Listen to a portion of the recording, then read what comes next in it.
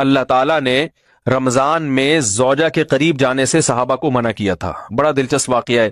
رمضان کی راتوں میں بھی زوجہ کے قریب جانے سے منع کیا تھا. ایک صحابی تھے، وہ رات میں کہیں چلے گئے. اب بڑے پریشان ہوئے، رسول اللہ صلی اللہ علیہ وسلم کے پاس آئے، عرض کیا یا رسول اللہ مجھ سے غلطی ہوئی، رمضان کی رات میں نے اپنی زوجہ کے قریب چلا. آپ نے فرمایا کیوں؟ وہ بڑا دلچسپ واقعہ ہے، بظاہر تھوڑا حیا کے خلاف بھی ہے لیکن اتنا بھی نہیں ہے.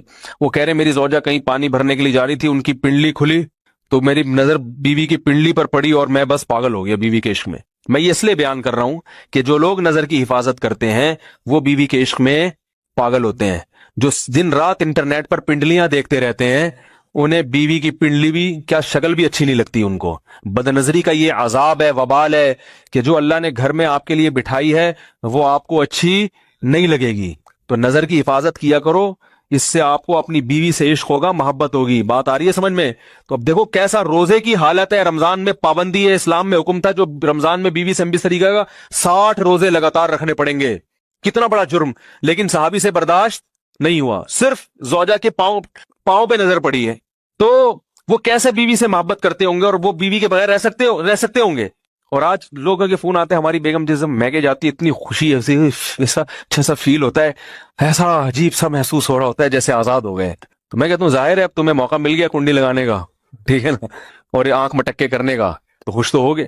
تو یہ بھی ایک عذاب ہے جو لبرل لوگ نے جس عذاب میں ڈالا ہوا ہے نا، اس میں عورت کے حقوق نہیں ہے. عورت کے حقوق نظر کی حفاظت میں اور عورت کے پردہ کرنے میں ہے. جب مرد باہر نکلے گا سب پردے میں ہوں گی تو آئے گا کس کے پاس؟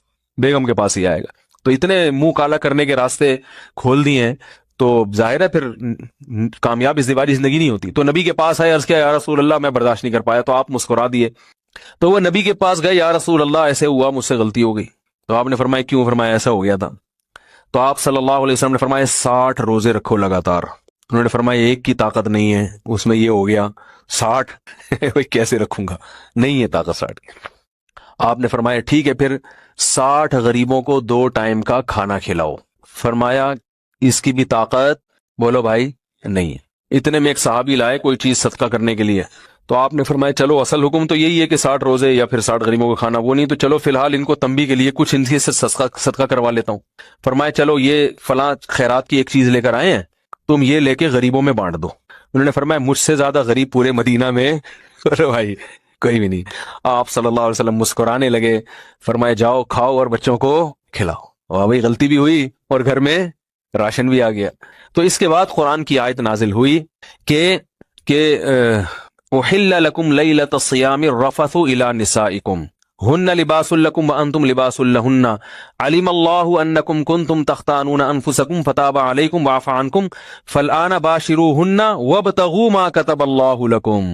فرمایا اللہ کو بتایا کہ تم اس حکم پر عمل نہیں کر سکتے، لہٰذا رمضان کی راتوں میں تمہیں اپنی بیوی کے پاس جانے کی اجازت ہے، لہذا ان کے پاس جایا کرو اور اس اولاد کو تلاش کرو جو اللہ نے تمہارے مقدر میں لکھ دی ہے.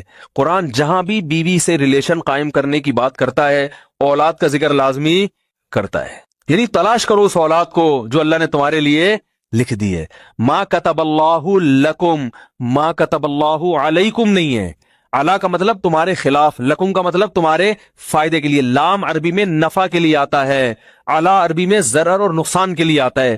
فرمایا یہ نہیں کہ اس اولاد کو تلاش کرو جو بطور پینلٹی کے اللہ نے تمہارے متھے لگا دی ہے، جو اللہ نے تمہارے فائدے کے لیے لکھ دی ہے. اس سے پتہ چلتا ہے اسلام اولاد کی کثرت پہ کس قدر حریص ہے. بات آ رہی ہے اور بھی اس بارے میں آیتیں ہیں قرآن مجید کی، مگر میں اب زیادہ تفصیل میں نہیں جاؤں گا. کچھ آیتیں رہ گئی ہیں، کچھ احادیث رہ گئی ہیں، تو وہ انشاءاللہ پھر اگلے